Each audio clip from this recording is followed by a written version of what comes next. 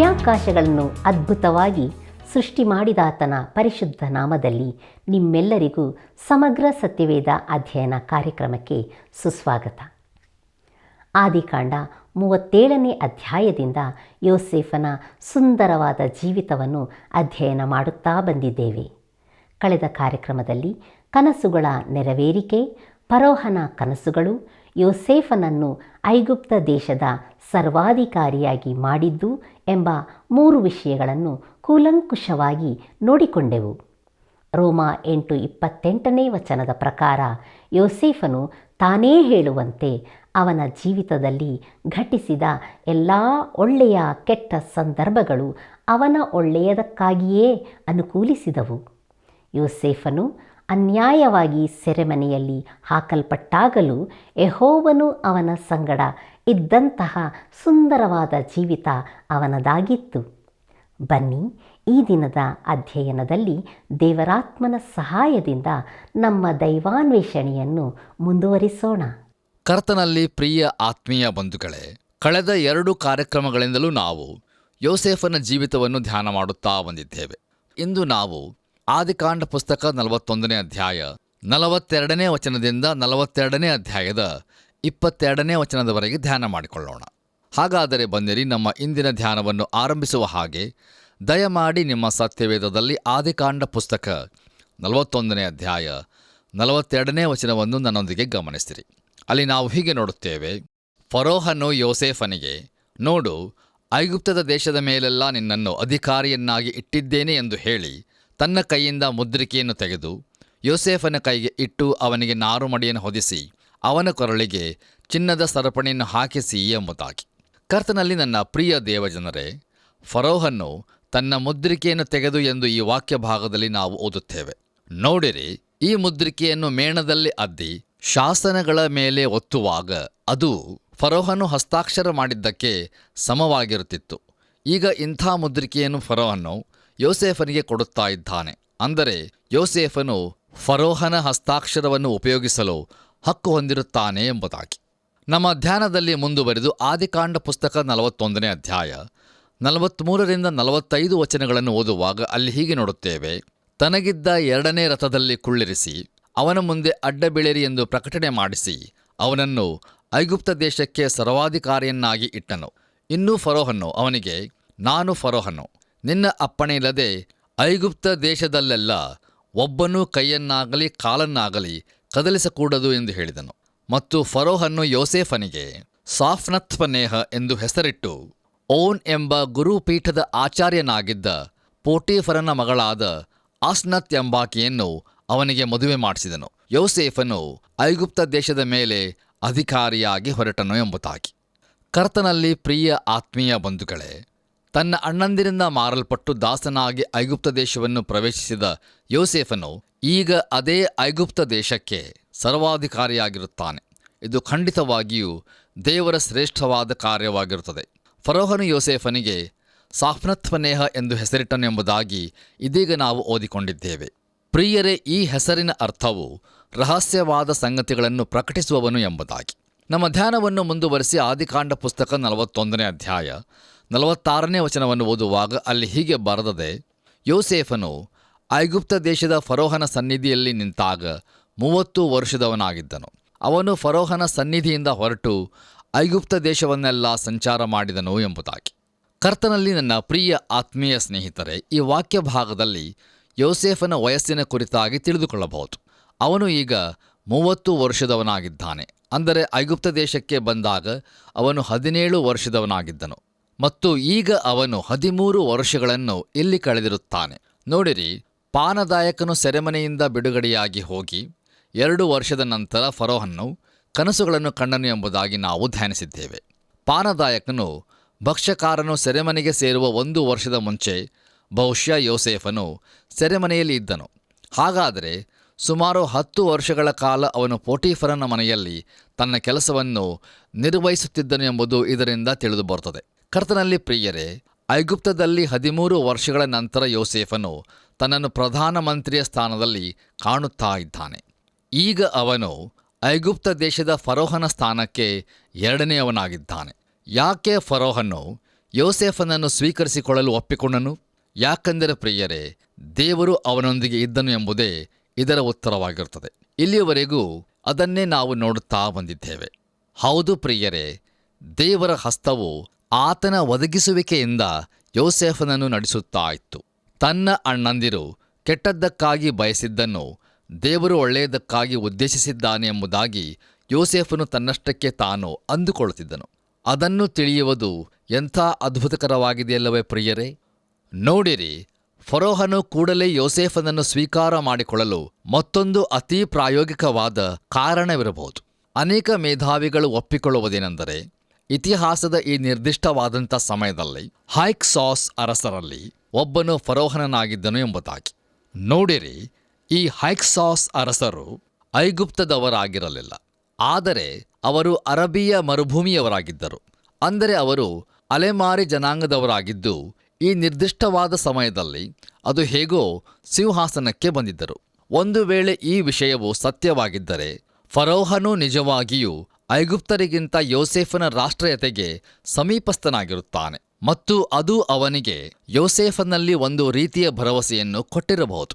ನೋಡಿರಿ, ಒಬ್ಬ ನಿಷ್ಠಾವಂತ ನಂಬಿಗಸ್ತ ವ್ಯಕ್ತಿಯನ್ನು ಹುಡುಕುವುದು ಈ ಹೈಕ್ಸಾಸ್ ಅರಸರಿಗೆ ಕಷ್ಟಕರವಾದದ್ದಾಗಿತ್ತು. ಹೌದು ಪ್ರಿಯರೇ, ನಂಬಿಗಸ್ತಿಕೆಯು ನಿಶ್ಚಯವಾಗಿಯೂ ಯೋಸೇಫನ ಗುಣಲಕ್ಷಣವಾಗಿತ್ತು.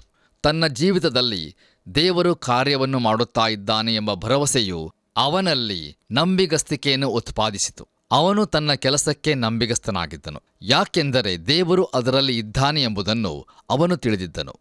ನೋಡಿರಿ, ಫರೋಹನನೊಂದಿಗಿನ ಜನಾಂಗೀಯ ಅನುಬಂಧವು ಯೋಸೇಫನಿಗೆ ಕೂಡಲೇ ಸ್ವೀಕೃತನಾಗಲು ಕಾರಣ ದೊರಕಿದಂತಾಯಿತು ಮತ್ತು ಅವನು ನಿಶ್ಚಯವಾಗಿಯೂ ಅರಸನಿಗೆ ನಂಬಿಗಸ್ತನು ಎಂದು ಸಾಬೀತುಪಡಿಸಿದನು. ಅದನ್ನು ನಾವು ಮುಂದೆ ನೋಡಲಿದ್ದೇವೆ. ಕರ್ತನಲ್ಲಿ ಪ್ರಿಯರೇ, ಈ ಹೈಕ್ಸಾಸ್ ಅರಸರು ನಂತರದಲ್ಲಿ ಐಗುಪ್ತದಿಂದ ಹೊರಹಾಕಲ್ಪಟ್ಟರು. ಈ ಕಾರಣದಿಂದಾಗಿ ತರುವಾಯ ಯೋಸೇಫನನ್ನು ಅರಿಯದ ಬೇರೊಬ್ಬ ಅರಸನು ಐಗುಪ್ತ ದೇಶಕ್ಕೆ ಆಳಿಕೆಗೆ ಬಂದನು ಎಂಬುದಾಗಿ ನಾವು ವಿಮೋಚನಕಾಂಡ 1ನೇ ಅಧ್ಯಾಯ 8ನೇ ವಚನದಲ್ಲಿ ನೋಡುವ ಈ ಸಂಗತಿಯು ಸತ್ಯವಾದದ್ದಾಗಿ ಕಂಡುಬರುತ್ತದೆ. ನೂತನವಾಗಿ ಬಂದ ದಬ್ಬಾಳಿಕೆಯ ಫರೋಹನು ಇಬ್ರಿಯರೊಂದಿಗೆ ಯಾವ ಸೋದರ ಭಾವವನ್ನು ಹೊಂದಿರಲಿಲ್ಲ. ಕರ್ತನಲ್ಲಿ ಪ್ರಿಯರಿ, ನಮ್ಮ ವಾಕ್ಯ ಭಾಗದಲ್ಲಿ ಫರೋಹನ್ನು ಯೋಸೇಫನ ಕೊರಳಿಗೆ ಚಿನ್ನದ ಸರಪಳಿಯನ್ನು ಹಾಕಿಸಿ ಎಂಬುದಾಗಿ ನೋಡುತ್ತೇವೆ. ಅದು ಫರೋಹನಿಗಿದ್ದ ಅದೇ ಅಧಿಕಾರವನ್ನು ಯೋಸೇಫನಿಗೆ ಕೊಡುವಂಥದ್ದಾಗಿದೆ ಎಂಬುದಾಗಿ ನಾವು ನೋಡುತ್ತೇವೆ.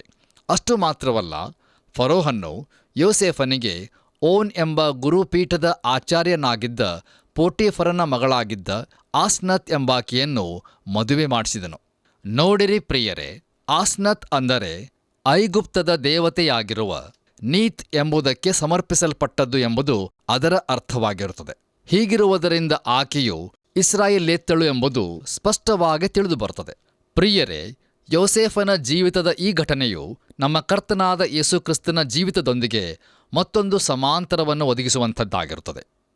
ಯೋಸೇಫನು ಇಸ್ರಾಯೇಲ್ಯತ್ತೆ ಹೆಂಡತಿಯನ್ನು ಹೊಂದಿದನು ಮತ್ತು ನಮ್ಮ ಕರ್ತನಾದ ಯೇಸು ಕ್ರಿಸ್ತನು ಪ್ರಸ್ತುತವಾಗಿ ಈ ಲೋಕದಿಂದ ಮೊದಲಗಿತ್ತಿಯನ್ನು ಕರೆಯುತ್ತಾ ಇದ್ದಾನೆ. ಅದನ್ನು ನಾವು ಸಭೆಯೆಂದು ಕರೆಯುತ್ತೇವೆ. ಕರ್ತನಲ್ಲಿ ಪ್ರಿಯರೇ, ಇದೇ ವಾಕ್ಯ ಭಾಗದಲ್ಲಿ ಮತ್ತೊಂದು ಸಮಾಂತರವನ್ನು ನಾವು ನೋಡುತ್ತೇವೆ. ಅದೇನೆಂದರೆ, ಯೋಸೇಫನು ಫರೋಹನ ಮುಂದೆ 30 ವರ್ಷದವನಾದಾಗ ನಿಂತುಕೊಂಡನು ಮತ್ತು ನಮ್ಮ ಕರ್ತನಾದ ಯೇಸು ಕ್ರಿಸ್ತನು 30 ವರ್ಷದವನಾದಾಗ ತನ್ನ ಸೇವೆಯನ್ನು ಆರಂಭಿಸಿದನು. ಹೀಗೆ 30 ವರ್ಷದವನಾದ ಯೋಸೇಫನು ಐಗುಪ್ತದ ಕಾರ್ಯಭಾರವನ್ನು ವಹಿಸಿಕೊಂಡನು. ಸುಭಿಕ್ಷವಾದ 7 ವರ್ಷಗಳಲ್ಲಿ ಅವನು ದೇಶದ ಉತ್ಪನ್ನವನ್ನು ಕಣಜಗಳಲ್ಲಿ ತುಂಬಿಟ್ಟುಕೊಂಡನು. ನಮ್ಮ ಧ್ಯಾನವನ್ನು ಮುಂದುವರಿಸಿ ಆದಿಕಾಂಡ ಪುಸ್ತಕ 41ನೇ ಅಧ್ಯಾಯ 47 ಹಾಗೂ 48ನೇ ವಚನಗಳನ್ನು ಓದುವಾಗ ಅಲ್ಲಿ ಹೀಗೆ ನೋಡುತ್ತೇವೆ. ಸುಭಿಕ್ಷವಾದ 7 ವರ್ಷಗಳಲ್ಲಿ ಭೂಮಿಯು ಹೇರಳವಾಗಿ ಫಲ ಕೊಟ್ಟಿತು. ಐಗುಪ್ತ ದೇಶದಲ್ಲಿ ಸುಭಿಕ್ಷವಾದ ಆ 7 ವರ್ಷಗಳ ಬೆಳೆಯನ್ನು ಯೋಸೇಫನು ಕೂಡಿಸಿ ಪಟ್ಟಣಗಳಲ್ಲಿ ಇರಿಸಿದನು. ಒಂದೊಂದು ಪಟ್ಟಣದ ಸುತ್ತಲಿದ್ದ ಹೊಲಗಳ ಬೆಳೆಯನ್ನು ಆಯಾ ಪಟ್ಟಣದಲ್ಲಿಯೇ ಕೂಡಿಸಿಟ್ಟನೋ ಎಂಬುದಾಗಿ. ಕರ್ತನಲ್ಲಿ ಪ್ರಿಯ ಆತ್ಮೀಯ ಬಂಧುಗಳೇ, ಈ ವಾಕ್ಯ ಭಾಗದಲ್ಲಿ ಒಂದೊಂದು ಪಟ್ಟಣದ ಸುತ್ತಲಿದ್ದ ಹೊಲಗಳ ಬೆಳೆಯನ್ನು ಆಯಾ ಪಟ್ಟಣದಲ್ಲಿಯೇ ಕೂಡಿಸಿಟ್ಟನು ಎಂಬುದಾಗಿ ನೋಡುವಾಗ ಅದು ಹಂಚುವುದಕ್ಕೆ ಸುಲಭವಾಗುವ ಕಾರಣಕ್ಕಾಗಿಯೇ ಆಗಿತ್ತು ಎಂಬುದಾಗಿ ತಿಳಿದುಕೊಳ್ಳುತ್ತೇವೆ. ನೋಡಿರಿ, ಇಲ್ಲಿ ಯೋಸೇಫನು ಬಹು ಪ್ರಾಯೋಗಿಕವಾದ ಸಂಗತಿಯನ್ನು ಮಾಡುತ್ತಾ ಇದ್ದಾನೆ. ಮುಂದೆ ಬರಗಾಲ ಬರುವಾಗ ಜನರು ದವಸ ಧಾನ್ಯಗಳನ್ನು ತೆಗೆದುಕೊಳ್ಳಲು ಬಹು ದೂರ ಪ್ರಯಾಣ ಮಾಡುವ ಅವಶ್ಯಕತೆ ಇರಬಾರದು ಎಂಬುದು ಯೋಸೇಫನ ಉದ್ದೇಶವಾಗಿತ್ತು. ಮುಂದುವರೆದು ನಾವು ಆದಿಕಾಂಡ ಪುಸ್ತಕ 41ನೇ ಅಧ್ಯಾಯ 49ನೇ ವಚನವನ್ನು ಓದುವಾಗ ಅಲ್ಲಿ ಹೀಗೆ ನೋಡುತ್ತೇವೆ. ಅವನು ದವಸ ಧಾನ್ಯವನ್ನು ಸಮುದ್ರದ ಉಸುಬಿನಷ್ಟು ರಾಶಿ ರಾಶಿಯಾಗಿ ಕೂಡಿಸಿ ಲೆಕ್ಕ ಮಾಡುವುದನ್ನು ಬಿಟ್ಟನು, ಅದನ್ನು ಲೆಕ್ಕ ಮಾಡುವುದಕ್ಕೆ ಆಗದೇ ಹೋಯಿತು ಎಂಬುದಾಗಿ. ಕರ್ತನಲ್ಲಿ ಪ್ರಿಯರೇ, ಐಗುಪ್ತವು ಇಡೀ ಲೋಕದ ರೊಟ್ಟಿಯ ಪುಟ್ಟಿಯಾಗಿತ್ತು. ಅಂದರೆ ಅಲ್ಲಿ ಮಾತ್ರ ದವಸ ಧಾನ್ಯಗಳು ಸಿಕ್ಕುತ್ತಿದ್ದವು. ಇದೆಲ್ಲವೂ ಯೋಸೇಫನ ಅಧಿಕಾರದ ಅಡಿಯಲ್ಲಿ ನಡೆಯಿತು ಎಂಬುದಾಗಿ ನಾವು ನೋಡಬಹುದು. ನಮ್ಮ ಧ್ಯಾನವನ್ನು ಮುಂದುವರೆಸಿ ಆದಿಕಾಂಡ ಪುಸ್ತಕ 41ನೇ ಅಧ್ಯಾಯ 50ರಿಂದ 52 ವಚನಗಳನ್ನು ಓದುವುದರ ಮೂಲಕ ತಿಳಿದುಕೊಳ್ಳುವುದೇನೆಂದರೆ, ಬರಗಾಲವು ಬರುವುದಕ್ಕಿಂತ ಮುಂಚೆ ಈ ಇಬ್ಬರು ಗಂಡು ಮಕ್ಕಳು ಯೋಸೇಫನಿಗೆ ಹುಟ್ಟುತ್ತಾರೆ. ತನ್ನ ಎಲ್ಲಾ ಕಷ್ಟವನ್ನು, ತಂದೆಯ ಮನೆಯವರನ್ನು ಮರೆತು ಬಿಡುವಂತೆ ದೇವರು ಮಾಡಿದ್ದಕ್ಕಾಗಿ ಮೊದಲನೆಯ ಮಗನಿಗೆ ಮನಸ್ಸೆ ಎಂಬುದಾಗಿ ಹೆಸರಿಟ್ಟನು. ನೋಡಿರಿ ಪ್ರಿಯರೇ, ಯೋಸೇಫನು ಸೆರೆಮನೆಯಿಂದ ಹೊರಗೆ ಬರುವಾಗ ಕ್ಷೌರ ಮಾಡಿಸಿಕೊಂಡನೆಂಬುದಾಗಿ ನಾವು ನೋಡಿದ್ದೇವೆ. ಅಂದರೆ ತನ್ನ ಮುಖದ ಮೇಲಿನ ಗಡ್ಡಗಳನ್ನು ಕ್ಷೌರ ಮಾಡಿಸಿಕೊಂಡು ಹಳೆ ಬಟ್ಟೆಗಳನ್ನು ತೆಗೆದುಹಾಕಿದ್ದಾನೆ.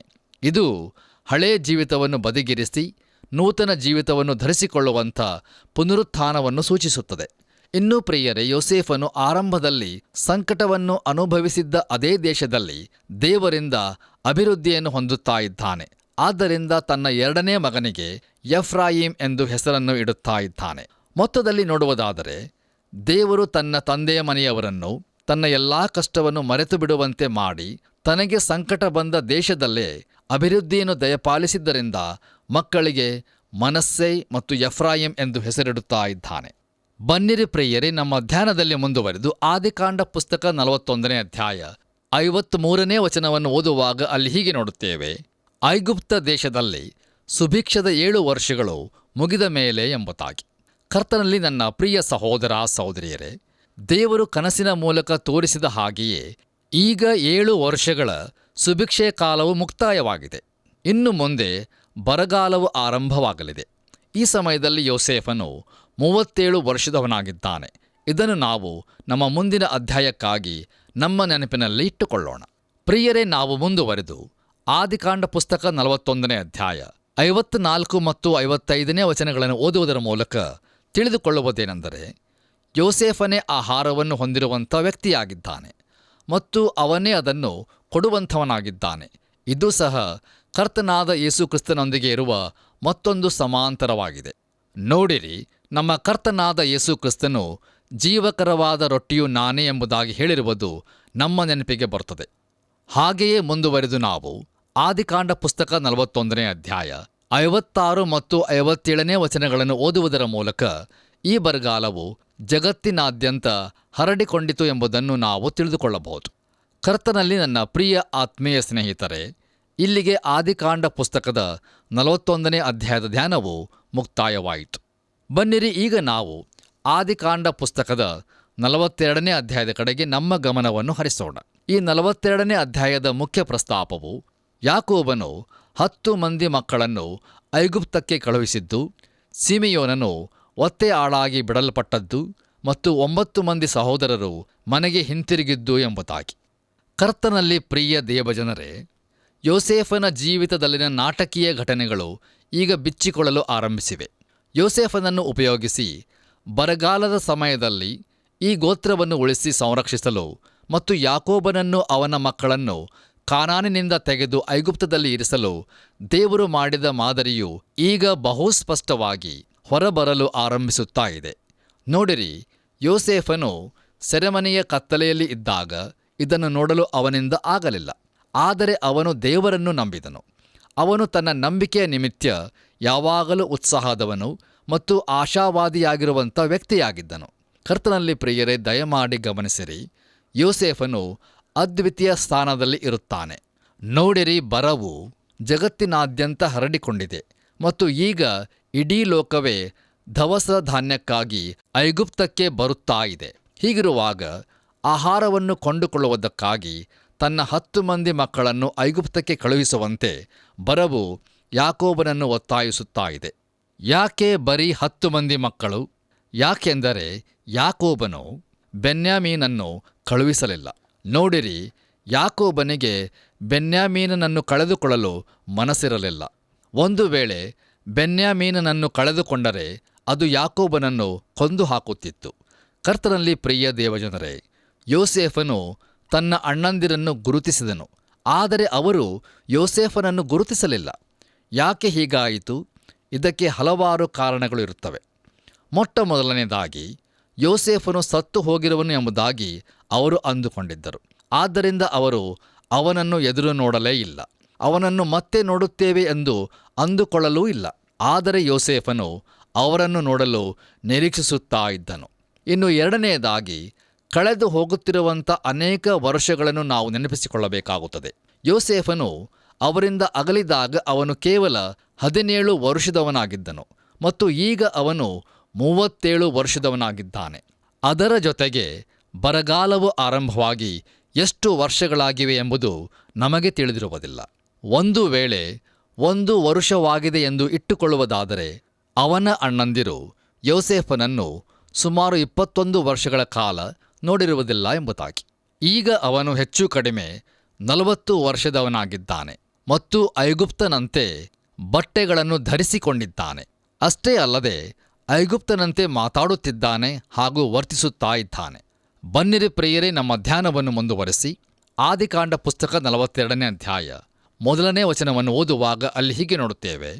ಐಗುಪ್ತ ದೇಶದಲ್ಲಿ ದವಸ ಧಾನ್ಯ ಉಂಟೆಂದು ಯಾಕೋಬನು ಕೇಳಿ ತನ್ನ ಮಕ್ಕಳಿಗೆ, ನೀವು ಒಬ್ಬರನ್ನೊಬ್ಬರು ನೋಡುತ್ತಿರುವುದೇಕೆ ಎಂಬುದಾಗಿ. ಕರ್ತನಲ್ಲಿ ಪ್ರಿಯರೇ, ಯಾಕೋಬನ ಮಕ್ಕಳು ಒಬ್ಬರನ್ನೊಬ್ಬರು ಬಹು ದುಃಖಕರವಾಗಿ ನೋಡುತ್ತಾ ಇದ್ದರು ಎಂಬುದಾಗಿ ಈ ವಾಕ್ಯ ಭಾಗದ ಮೂಲಕ ತಿಳಿದು ಬರುತ್ತದೆ. ಅವರಿಗೆ ಯಾವ ಕಡೆಗೆ ತಿರುಗಿಕೊಳ್ಳಬೇಕು ಎಂಬುದು ತಿಳಿದು ಬರುತ್ತಾ ಇಲ್ಲ. ಮುಂದುವರೆದು ನಾವು 2ನೇ ವಚನವನ್ನು ಓದುವಾಗ ಅಲ್ಲಿ ಹೀಗೆ ಬರೆದದೆ, ಐಗುಪ್ತ ದೇಶದಲ್ಲಿ ದವಸ ಧಾನ್ಯ ಉಂಟೆಂಬುದನ್ನು ಕೇಳಿದ್ದೇನೆ. ನಾವು ಸಾಯದೆ ಬದುಕುವಂತೆ ನೀವು ಅಲ್ಲಿಗೆ ಹೋಗಿ ಬೇಕಾದ ದವಸವನ್ನು ಕೊಂಡುಕೊಂಡು ಬನ್ನಿರಿ ಎಂದು ಹೇಳಿದ್ದರಿಂದ ಎಂಬುದಾಗಿ. ಕರ್ತನಲ್ಲಿ ನನ್ನ ಪ್ರಿಯ ಆತ್ಮೀಯ ಬಂಧುಗಳೇ, ಇದು ನಂಬಿಕೆಯನ್ನು ನಿದರ್ಶಿಸುತ್ತದೆ. ನೋಡಿರಿ, ಯಾಕೋಬನು ಐಗುಪ್ತದಲ್ಲಿ ದವಸ ಧಾನ್ಯ ಇದೆ ಎಂಬುದನ್ನು ಕೇಳಿದ್ದನು. ಅದನ್ನು ಅವನು ನಂಬಿದನು ಮತ್ತು ಅವರು ಹೋಗಿ ಅದನ್ನು ಕೊಂಡುಕೊಂಡು ಬರುವುದಾದರೆ ಅವರು ಸಾಯದೆ ಜೀವದಿಂದ ಇರಬಹುದು ಎಂದು ಅವನು ನಂಬಿದನು. ಆ ನಂಬಿಕೆಯನ್ನು ಕ್ರಿಯೆ ರೂಪದಲ್ಲಿ ತರುತ್ತಾ ತನ್ನ ಮಕ್ಕಳನ್ನು ಈಗ ಐಗುಪ್ತ ದೇಶಕ್ಕೆ ಕಳುಹಿಸುತ್ತಾ ಇದ್ದಾನೆ. ಇದುವೇ ಪ್ರಿಯರೇ ರಕ್ಷಿಸುವ ನಂಬಿಕೆಯಾಗಿರುತ್ತದೆ. ನೋಡಿರಿ, ಯಾಕೋಬನು ಕೇಳಿದನು ಮತ್ತು ಕೇಳಿಸಿಕೊಂಡದ್ದನ್ನು ನಂಬಿದನು. ಆ ರೀತಿಯಲ್ಲಿ ಅವನು ದವಸ ಧಾನ್ಯಗಳನ್ನು ತರಿಸಿದನು ಮತ್ತು ಅದು ಕುಟುಂಬಕ್ಕೆ ಜೀವವನ್ನು ತಂದಿತು. ಕರ್ತನಾದ ಯೇಸುವಿನ ಮೇಲೆ ನಂಬಿಕೆ ಇಡು, ಆಗ ನೀನು ರಕ್ಷಣೆ ಹೊಂದುವಿ ಎಂಬುದಾಗಿ ದೇವರ ವಾಕ್ಯವು ಅಪೊಸ್ತಲರ ಕೃತ್ಯಗಳು 16ನೇ ಅಧ್ಯಾಯ 31ನೇ ವಚನದಲ್ಲಿ ನೋಡಬಹುದು. ಹೌದು ಪ್ರಿಯರೇ, ನಾವು ಯೇಸು ಕ್ರಿಸ್ತನಲ್ಲಿನ ನಂಬಿಕೆಯ ಮೂಲಕ ನಿತ್ಯ ಜೀವವನ್ನು ಪಡೆದುಕೊಳ್ಳುತ್ತೇವೆ. ನಮ್ಮ ಧ್ಯಾನದಲ್ಲಿ ಮುಂದುವರೆದು ಆದಿಕಾಂಡ ಪುಸ್ತಕ 42ನೇ ಅಧ್ಯಾಯ 3 ಮತ್ತು 4ನೇ ವಚನಗಳನ್ನು ಓದುವಾಗ ಅಲ್ಲಿ ತಿಳಿದುಕೊಳ್ಳುವುದೇನೆಂದರೆ, ಈಗ ಯೋಸೇಫನ ಅಣ್ಣಂದಿರು ಐಗುಪ್ತಕ್ಕೆ ಹೋಗುತ್ತಾ ಇದ್ದಾರೆ. ಆದರೆ ಯೋಸೇಫನ ಒಡಹುಟ್ಟಿದವನಾದ ಬೆನ್ಯಾಮೀನನ್ನು ಯಾಕೋಬನು ತನ್ನ ಅಣ್ಣಂದಿರ ಜೊತೆಗೆ ಕಳುಹಿಸಲಿಲ್ಲ. ಯಾಕಂದರೆ ಅವನಿಗೆ ಕೇಡು ಉಂಟಾಗಬಹುದು ಎಂದು ಅವನು ಭಯಪಟ್ಟನು. ನೋಡಿರಿ, ಯೋಸೇಫನು ಮತ್ತು ಬೆನ್ಯಾಮೀನನು ರಾಹೇಲಳ ಮಕ್ಕಳಾಗಿದ್ದರು ಮತ್ತು ರಾಹೇಲಳನ್ನು ಯಾಕೋಬನು ಅತಿ ಹೆಚ್ಚಾಗಿ ಪ್ರೀತಿಸಿದ್ದನು. ಹಾಗೆಯೇ ಮುಂದುವರೆದು 5ನೇ ವಚನವನ್ನು ಓದುವುದರ ಮೂಲಕ ನಾವು ತಿಳಿದುಕೊಳ್ಳುವುದೇನೆಂದರೆ, ಬರವು ಬಹು ದೂರಕ್ಕೆ ಹರಡಿಕೊಂಡಿದೆ ಎಂಬುದಾಗಿ. ಪ್ರಿಯರೇ, ನಮ್ಮ ಧ್ಯಾನದಲ್ಲಿ ಮುಂದುವರೆದು ಆದಿಕಾಂಡ ಪುಸ್ತಕ 42ನೇ ಅಧ್ಯಾಯ 6ನೇ ವಚನವನ್ನು ಓದುವಾಗ ಅಲ್ಲಿ ಹೀಗೆ ನೋಡುತ್ತೇವೆ. ಐಗುಪ್ತ ದೇಶದ ಮೇಲೆ ಅಧಿಕಾರವನ್ನು ನಡೆಸಿ ಜನರಿಗೆ ಧಾನ್ಯವನ್ನು ಮಾರಿಸುವವನು ಯೋಸೇಫನೇ. ಹೀಗಿರುವುದರಿಂದ ಅವನ ಅಣ್ಣಂದಿರು ಬಂದು ಅವನ ಮುಂದೆಯೇ ಅಡ್ಡಬಿದ್ದರು ಎಂಬುದಾಗಿ. ಕರ್ತನಲ್ಲಿ ನನ್ನ ಪ್ರಿಯ ಆತ್ಮೀಯ ಸ್ನೇಹಿತರೆ, ಖಂಡಿತವಾಗಿಯೂ ಯೋಸೇಫನು ತನ್ನ ಅಣ್ಣಂದಿರನ್ನು ಎದುರು ನೋಡುತ್ತಾ ಇದ್ದನು. ಅವರು ಬಂದೇ ಬರುತ್ತಾರೆ ಎಂಬುದನ್ನು ಅವನು ತಿಳಿದಿದ್ದನು. ಯಾಕಂದರೆ ಅಂದಿನ ದಿನದಲ್ಲಿ ಲೋಕದ ಯಾವ ಭಾಗದಲ್ಲಿ ಜನರು ವಾಸಿಸುತ್ತಾ ಇದ್ದರೋ ಆ ಎಲ್ಲ ಕಡೆಗಳಿಂದಲೂ ಜನರು ದವಸ ಧಾನ್ಯಗಳನ್ನು ಕೊಂಡುಕೊಳ್ಳುವುದಕ್ಕಾಗಿ ಐಗುಪ್ತಕ್ಕೆ ಬರುತ್ತಾ ಇದ್ದರು. ನೋಡಿರಿ, ಬರವು ಜಗತ್ತಿನಾದ್ಯಂತ ಹರಡಿಕೊಂಡಿತ್ತು. ಆದ್ದರಿಂದ ಯೋಸೇಫನು ತನ್ನ ಅಣ್ಣಂದಿರನ್ನು ಎದುರು ನೋಡುತ್ತಾ ಇದ್ದನು ಮತ್ತು ಈಗ ಅವರು ಬಂದು ಅವನ ಮುಂದೆ ಅಡ್ಡ ಬೀಳುತ್ತಾ ಇದ್ದಾರೆ. ಖಂಡಿತವಾಗಿಯೂ ಅನೇಕ ವರುಷಗಳ ಹಿಂದೆ ತಾನು ನೋಡಿದ್ದ ಎಲ್ಲ ಸಿವುಡುಗಳು ತನ್ನ ಸಿವುಡಿಗೆ ಅಡ್ಡ ಬೀಳುವ ಅದೇ ಕನಸು ಯೋಸೇಫನ ನೆನಪಿಗೆ ಬಂದಿರಬಹುದು. ಈಗ ಅದು ಇಲ್ಲಿ ನೆರವೇರುತ್ತಾ ಇದೆ. ನೋಡಿರಿ ಪ್ರಿಯರೇ, ಅವನ ಎಲ್ಲ ಅಣ್ಣಂದಿರು ಮುಖ ಕೆಳಗೆ ಮಾಡಿಕೊಂಡು ಅವನ ಮುಂದೆ ಅಡ್ಡಬಿದ್ದಿದ್ದಾರೆ. ನಮ್ಮ ಧ್ಯಾನದಲ್ಲಿ ಮುಂದುವರೆದು ಆದಿಕಾಂಡ ಪುಸ್ತಕ 42ನೇ ಅಧ್ಯಾಯ 7-8 ವಚನಗಳನ್ನು ಓದುವುದರ ಮೂಲಕ ಯೋಸೇಫನು ತನ್ನ ಅಣ್ಣಂದಿರೊಂದಿಗೆ ಒರಟಾಗಿ ನಡೆದುಕೊಳ್ಳುವುದನ್ನು ನಾವು ಗಮನಿಸುತ್ತೇವೆ. ಅವನು ಅವರನ್ನು ಪರೀಕ್ಷಿಸುವ ಕಾರಣದಿಂದಾಗಿ ಆ ರೀತಿಯಾಗಿ ಒರಟಾಗಿ ವರ್ತಿಸುತ್ತಾ ಇದ್ದಾನೆ. ಯೋಸೇಫನು ಅವರನ್ನು ಕೊನೆಯವರೆಗೂ ಪರೀಕ್ಷಿಸಲಿದ್ದಾನೆ ಎಂಬುದನ್ನು ನಾವು ನೋಡಲಿದ್ದೇವೆ. ಅಷ್ಟೇ ಅಲ್ಲದೆ ಅವನು ಕೆಲವು ಚುಚ್ಚುವಂಥ ಪ್ರಶ್ನೆಗಳನ್ನೂ ಸಹ ಕೇಳಲಿದ್ದಾನೆ. ಪ್ರಿಯರೇ, ಮುಂದುವರೆದು ನಾವು 9-11 ವಚನಗಳನ್ನು ಓದುವುದರ ಮೂಲಕ ತಿಳಿದುಕೊಳ್ಳುವುದೇನೆಂದರೆ, ಅಲ್ಲಿ ಯೋಸೇಫನು ಅವರೊಂದಿಗೆ ಬಹು ಕಟುವಾಗಿ ವ್ಯವಹರಿಸುತ್ತಾ ಇರುವುದನ್ನು ಮತ್ತು ಅವರಿಗೆ ಕಟುವಾದ ಪ್ರಶ್ನೆಗಳನ್ನು ಕೇಳುತ್ತಿರುವುದನ್ನು ನಾವು ನೋಡುತ್ತೇವೆ. ಮುಂದುವರೆದು ನಾವು ಆದಿಕಾಂಡ ಪುಸ್ತಕ 42ನೇ ಅಧ್ಯಾಯ 12 ಮತ್ತು 13ನೇ ವಚನಗಳನ್ನು ಓದುವಾಗ ಅಲ್ಲಿ ತಿಳಿದುಕೊಳ್ಳುವುದೇನೆಂದರೆ, ಯೋಸೇಫನು ತನ್ನ ಕುರಿತು ಯಾವ ಸುಳಿವನ್ನು ನೀಡದೆ ಅವರ ಕುಟುಂಬದ ಕುರಿತಾಗಿ, ಅಂದರೆ ತನ್ನ ಕುಟುಂಬದ ಕುರಿತಾಗಿ ಹೆಚ್ಚಾದ ಮಾಹಿತಿಗಳನ್ನು ತಿಳಿದುಕೊಳ್ಳಲು ಪ್ರಯತ್ನಿಸುತ್ತಾ ಇದ್ದಾನೆ ಎಂಬುದಾಗಿ. ನೋಡಿರಿ, ಯೋಸೇಫನು ಅವರಿಗೆ ನೀವು ಗೂಢಚಾರರು ಎಂದು ಆರೋಪಿಸುತ್ತಾ ಇದ್ದಾನೆ. ಕರ್ತನಲ್ಲಿ ಪ್ರಿಯರೇ, ಯೋಸೇಫನ ಮುಂದೆ ಈಗ 10 ಮಂದಿ ಇದ್ದಾರೆ. ಆದರೆ ತಾವು 12 ಮಂದಿ ಮಕ್ಕಳೆಂದು ಮತ್ತು ಒಬ್ಬನು ತಂದೆಯೊಂದಿಗೆ ಇದ್ದಾನೆ ಎಂಬುದನ್ನು ಅರಿಕೆ ಮಾಡುತ್ತಾ ಒಪ್ಪಿಕೊಳ್ಳುತ್ತಿದ್ದಾರೆ. ಮತ್ತೊಬ್ಬನ ವಿಷಯದಲ್ಲಿ ಅವನು ಇಲ್ಲ ಎಂಬುದಾಗಿ ಹೇಳುತ್ತಾ ಇದ್ದಾರೆ. ಯಾಕೆಂದರೆ ಅದನ್ನೇ ಅವರು ತಿಳಿದುಕೊಂಡಿರುತ್ತಾರೆ. ಬೇರೆ ಮಾತುಗಳಲ್ಲಿ ಹೇಳುವುದಾದರೆ ಯೋಸೇಫನು ಸತ್ತು ಹೋಗಿರುವನು ಎಂಬುದಾಗಿ ಅವರು ಪರಿಗಣಿಸುತ್ತಾ ಇದ್ದಾರೆ. ಆದರೆ ಅವರು ನಿಂತಿರುವುದು ಯೋಸೇಫನ ಮುಂದೆಯೇ. ಈಗ 3ನೇ ಸಾರಿ ಅವರನ್ನು ನೀವು ಗೂಢಚಾರರು ಎಂದು ಯೋಸೇಫನು ಆರೋಪಿಸುತ್ತಾ ಇದ್ದಾನೆ. ನಮ್ಮ ಧ್ಯಾನವನ್ನು ಮುಂದುವರಿಸಿ ಆದಿಕಾಂಡ ಪುಸ್ತಕ 42ನೇ ಅಧ್ಯಾಯ 14-16 ವಚನಗಳನ್ನು ಓದಿಕೊಳ್ಳುವುದರ ಮೂಲಕ ನಾವು ತಿಳಿದುಕೊಳ್ಳುವುದೇನೆಂದರೆ, ಯೋಸೇಫನು ತನ್ನ ಚಿಕ್ಕ ತಮ್ಮನೊಂದಿಗೆ ಸಂಪರ್ಕ ಮಾಡಲು ಪ್ರಯತ್ನಿಸುತ್ತಾ ಇದ್ದಾನೆ ಎಂಬುದಾಗಿ. ಯಾಕೆಂದರೆ ಬೆನ್ಯಾಮೀನನು ತನ್ನ ಒಡ ಹುಟ್ಟಿದ ತಮ್ಮನಾಗಿರುತ್ತಾನೆ ಮತ್ತು ಅವನನ್ನು ನೋಡಲು ಯೋಸೇಫನು ಹಂಬಲಿಸುತ್ತಾ ಇದ್ದಾನೆ. ಈಗ ತನ್ನ ಅಣ್ಣಂದಿರೆಲ್ಲರನ್ನೂ 3 ದಿನದವರೆಗೂ ಕಾವಲಲ್ಲಿ ಇರಿಸುತ್ತಿರುವುದನ್ನು ನಾವು ಆದಿಕಾಂಡ ಪುಸ್ತಕ 42ನೇ ಅಧ್ಯಾಯ 17ನೇ ವಚನವನ್ನು ಓದಿಕೊಳ್ಳುವುದರ ಮೂಲಕ ತಿಳಿದುಕೊಳ್ಳುತ್ತೇವೆ. ಮುಂದೆ ನಾವು 18ನೇ ವಚನವನ್ನು ಓದುವಾಗ ಅಲ್ಲಿ ಹೀಗೆ ನೋಡುತ್ತೇವೆ, 3ನೇ ದಿನದಲ್ಲಿ ಯೋಸೇಫನು ಅವರನ್ನು ಕರೆಸಿ, ನಾನು ದೇವರಿಗೆ ಭಯಪಡುವವನು, ನೀವು ಸತ್ಯವಂತರಾಗಿದ್ದರೆ ಒಂದು ಕೆಲಸವನ್ನು ಮಾಡಿ ಬದುಕಿಕೊಳ್ಳಿರಿ ಎಂಬುದಾಗಿ. ಕರ್ತನಲ್ಲಿ ನನ್ನ ಪ್ರಿಯ ಸಹೋದರ ಸಹೋದರಿಯರೇ, ಒಂದು ವೇಳೆ ತನ್ನ ಅಣ್ಣಂದಿರಿಗೆ ತಾನೇ ಯೋಸೇಫನು ಎಂಬ ಗುರುತು ಸಿಕ್ಕಬೇಕಾಗಿದ್ದರೆ ಅದು ಇದೀಗ ಓದಿದಂಥ ವಾಕ್ಯ ಭಾಗದ ಆ ಹೇಳಿಕೆಯಿಂದಲೇ ಆಗಿರಬೇಕಾಗಿತ್ತು. ಅದೇನೆಂದರೆ, ನಾನು ದೇವರಿಗೆ ಭಯಪಡುವವನು ಎಂಬ ಮಾತು. ನೋಡಿರಿ ಪ್ರಿಯರೇ, ಅಂದಿನ ದಿನದಲ್ಲಿ ಯಾಕೋಬನನ್ನು ಅವನ ಕುಟುಂಬದವರನ್ನು ಬಿಟ್ಟು ದೇವರನ್ನು ತಿಳಿದಂಥ ಇತರ ಜನರು ಇದ್ದರು ಎಂಬುದು ಸಹಜವಾಗಿ ನಮಗೆ ತಿಳಿದು ಬರುತ್ತದೆ. ದೇವರ ಕಡೆಗೆ ಇರುವ ಮಾರ್ಗವು ಅದು ಯಜ್ಞದ ಮೂಲಕವಾಗಿಯೇ ಎಂದು ಅವರು ತಿಳಿದಿದ್ದರು. ಆದರೆ ಇಂಥ ಸಂಗತಿಯು ಆ ಅಣ್ಣಂದಿರ ಆಸಕ್ತಿಯನ್ನು ಕೆರಳಿಸಲಿಲ್ಲ ಎಂಬಂತೆ ಕಂಡುಬರುತ್ತದೆ. ಅಥವಾ ಈ ಮನುಷ್ಯನ ಕುರಿತು ಮತ್ತಷ್ಟು ಹೆಚ್ಚು ಸಂದೇಹ ಭಾವನೆಯನ್ನು ಉಂಟು ಮಾಡಿರಬಹುದು. ಯೋಸೇಫನು ಕನಿಷ್ಠ ಪಕ್ಷ ದೇವರಿಗಾಗಿ ಸಾಕ್ಷಿಯನ್ನು ನೀಡಿದನು. ಕರ್ತನಲ್ಲಿ ಪ್ರಿಯರೇ, ದಯಮಾಡಿ ಗಮನಿಸಿರಿ, ದೇವರಿಗಾಗಿ ಸಾಕ್ಷಿ ಕೊಡುವುದರಲ್ಲಿ ಯೋಸೇಫನು ಯಾವ ಅವಕಾಶವನ್ನು ಕಳೆದುಕೊಳ್ಳಲಿಲ್ಲ. ದೇವರು ತನ್ನ ಜೀವಿತವನ್ನು ನಿದರ್ಶಿಸುವಾತನು ಎಂಬುದಾಗಿ ಅವನು ಯಾವಾಗಲೂ ದೇವರಿಗೆ ಮಹಿಮೆಯನ್ನು ಸಲ್ಲಿಸಿದನು. ಬನ್ನಿರಿ ಪ್ರಿಯರೇ, ನಮ್ಮ ಇಂದಿನ ಧ್ಯಾನವನ್ನು ಮುಕ್ತಾಯಗೊಳಿಸುವ ಹಾಗೆ ಆದಿಕಾಂಡ ಪುಸ್ತಕ 42ನೇ ಅಧ್ಯಾಯ 19-22 ವಚನಗಳನ್ನು ಓದುವುದರ ಮೂಲಕ ತಿಳಿದುಕೊಳ್ಳುವುದೇನೆಂದರೆ, ಯೋಸೇಫನ ಅಣ್ಣಂದಿರು ಈಗ ಸಂಕಟದಲ್ಲಿ ಸಿಲುಕಿಕೊಂಡವರಂತೆ ತಮ್ಮನ್ನು ನೋಡಿಕೊಳ್ಳುತ್ತಾ ಇದ್ದಾರೆ. ದೇವರಿಗೆ ಭಯಪಡುವ ಒಬ್ಬ ವ್ಯಕ್ತಿಯಿಂದ ವ್ಯವಹರಿಸಲ್ಪಟ್ಟ ಇವರು ಮುಂದೆ ಅವನು ಏನು ಮಾಡುತ್ತಾನೆ ಎಂಬುದರ ಕುರಿತಾಗಿ ಭಯ ಹಿಡಿದವರಾಗಿದ್ದಾರೆ. ಇಲ್ಲಿ ನೋಡುವುದಾದರೆ ಆ ಅಣ್ಣಂದಿರು ತಾವು ಹೇಳಿರುವಂಥ ವ್ಯಕ್ತಿಗಳು ತಾವೇ ನಿಜವಾಗಿಯೂ ಆಗಿರುವರೋ ಎಂಬುದನ್ನು ತಿಳಿದುಕೊಳ್ಳಲು ಯೋಸೇಫನು ಅವರನ್ನು ಪರೀಕ್ಷಿಸುತ್ತಾ ಇದ್ದಾನೆ. ಆದರೆ ನಿಜವಾಗಿಯೂ ತನ್ನ ತಮ್ಮನು ಮುಂದಿನ ಸಾರಿ ಅವರೊಂದಿಗೆ ಬರಬೇಕು ಎಂಬುದು ಅವನ ಬಯಕೆಯಾಗಿತ್ತು. ಕರ್ತನಲ್ಲಿ ಪ್ರಿಯರೇ, ಈಗ ಅಲ್ಲಿ ಸಂಭವಿಸುತ್ತಿರುವಂಥದ್ದು ಬಹು ಆಸಕ್ತಿಕರವಾಗಿದೆ.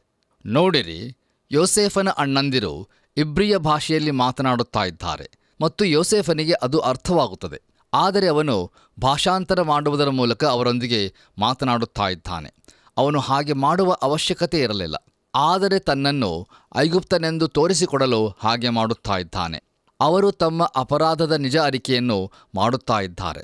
ತಾವು ಯೋಸೇಫನೊಂದಿಗೆ ನಡೆದುಕೊಂಡ ರೀತಿಗಾಗಿಯೂ ಅವನಿಗೆ ಮಾಡಿದಂಥ ಸಂಗತಿಗಾಗಿಯೂ ಈಗ ದೇವರಿಂದ ಪ್ರತೀಕಾರ ಹೊಂದಿಕೊಳ್ಳುತ್ತಾ ಇದ್ದೇವೆ ಎಂದು ಅಂದುಕೊಳ್ಳುತ್ತಾ ಇದ್ದಾರೆ. ಇಲ್ಲಿಗೆ ಪ್ರಿಯರೇ, ಇಂದಿನ ಸತ್ಯವೇದ ಅಧ್ಯಯನವು ಮುಕ್ತಾಯವಾಯಿತು. ಮುಂದಿನ ಕಾರ್ಯಕ್ರಮದಲ್ಲಿ ಪುನಃ ನಾವು ಯೋಸೇಫನ ಕಥೆಯನ್ನು ಮುಂದುವರಿಸೋಣ. ದೇವರ ಕೃಪೆಯು ಸದಾ ನಿಮ್ಮೊಂದಿಗಿರಲಿ. ಪ್ರೀತಿಯ ದೇವಜನರೇ, ಫರೋಹನ ಕನಸುಗಳ ಅರ್ಥವನ್ನು ತಿಳಿಸಿ ಐಗುಪ್ತಕ್ಕೆ ಅಧಿಕಾರಿಯಾದ ಯೋಸೇಫನ ಜೀವಿತವನ್ನು ಅಧ್ಯಯನ ಮಾಡುತ್ತಿದ್ದೇವೆ. ರಹಸ್ಯವಾದ ಸಂಗತಿಗಳನ್ನು ಪ್ರಕಟಿಸುವವನು ಎಂಬ ಅರ್ಥವುಳ್ಳ ಸಾಫ್ನತ್ ಪನ್ನೇಹ ಎಂಬ ಹೆಸರನ್ನು ಫರೋಹನಿಂದ ಹೊಂದಿಕೊಂಡ ಯೋಸೇಫನು ಆಸನತ್ ಎಂಬಾಕೆಯನ್ನು ಮದುವೆ ಮಾಡಿಕೊಳ್ಳುತ್ತಾನೆ. ಯೋಸೇಫನ ಇಬ್ಬರು ಗಂಡು ಮಕ್ಕಳಾದ ಮನಸ್ಸೆ ಮತ್ತು ಎಫ್ರಾಯಿಂ ಯಾಕೋಬನ 10 ಮಂದಿ ಮಕ್ಕಳನ್ನು ಐಗುಪ್ತ ದೇಶಕ್ಕೆ ಕಳಿಸಿದ್ದು ಎಂಬ ಪ್ರಸ್ತಾಪಗಳನ್ನು ಅಧ್ಯಯನ ಮಾಡಿದೆವು. ನಾನು ದೇವರಿಗೆ ಭಯಪಡುವವನು ಎಂಬುದಾಗಿ ಅಣ್ಣಂದಿರಿಗೆ ತನ್ನನ್ನು ತಾನು ಪರಿಚಯ ಮಾಡಿಕೊಂಡ ಯೋಸೇಫನಂತೆ ಜೀವಿಸೋಣ. ದೈವಾಶೀರ್ವಾದವನ್ನು ಹೊಂದಿಕೊಳ್ಳೋಣ. ಯೋಸೇಫನೊಂದಿಗಿದ್ದಂತಹ ಸರ್ವಶಕ್ತ ದೇವರು ನಿಮ್ಮೆಲ್ಲರೊಂದಿಗೆ ಇರಲಿ.